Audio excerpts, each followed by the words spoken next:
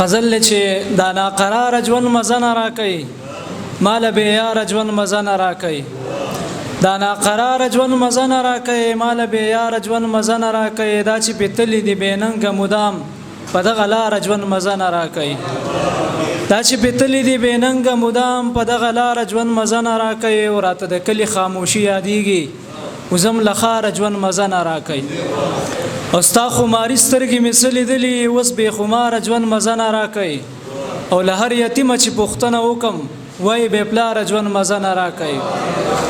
ډېره مننه له هر یتیمه چې پوښتنه وکم وایي بې پلاره ژوند مزه نه راکوي او ستا له خفګانه چې زره خبر شم ستا له خفګانه چې زره خبر شم بیا په قلاره ژوند مزه نه راکوي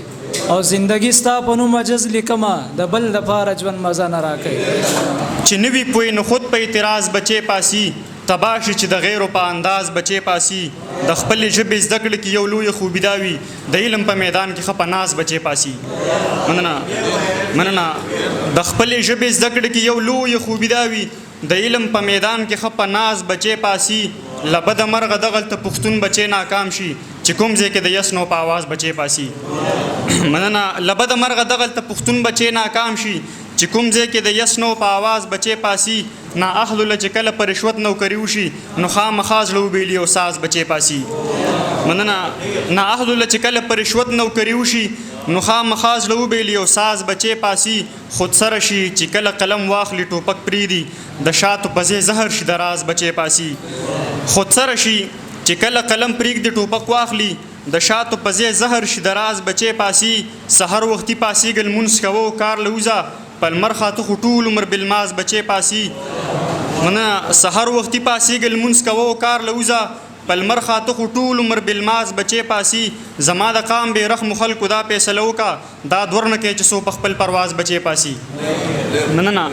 زما د قام بې رحمو خلکو دا فیصله وکړه دا دور نه کې چې څو په خپل پرواز بچې پاسي د ستا قرار بغلی وي خدا خبره وره د باز د کورکیو نه د باز بچې پاسي خپلو ستمونه خو به خامخا زغمو چې زړه لرو دردونه خو به خامخا زغمو خوا چې غربت شي بل خوا مینه زوروره د هړ غارمه لونه خو به خامخا زغمو دیدار دې راته وبخه یو ځل خانه خرابه زور مې ختم کړی دی مزل خانه خرابه ته نرشه پیسه وګټه څلور ودونه وکړه په کونډې مور دې مه کوه غوبل خانه خرابه مننه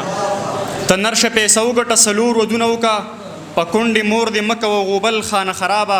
سبا چې دې پې مور او خور لاسي کنځلې کېږي نو مه کړه زوره ورته کنځل خانه خرابه مننه سبا چې دې پې مور او خور لاسي کنځلې کېږي نو مه کړه زوره ورته کنځل خانه خرابه د امن ډغ غزل په شهیدانو باندې لیکم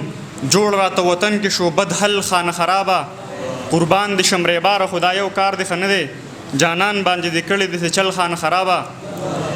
دا پیغله د چرسیانو منځ کې تا وګډوله اقبال شاکر صاحب دا پیغله د چرسیانو منځ کې تا وګډوله نو مه کوه آخر داسې لیکل خانه خرابه اکثر چې د قرار خیال کې راځي غمونه راوړي اکثر د غمه ډک لیکي غزل خانه خرابه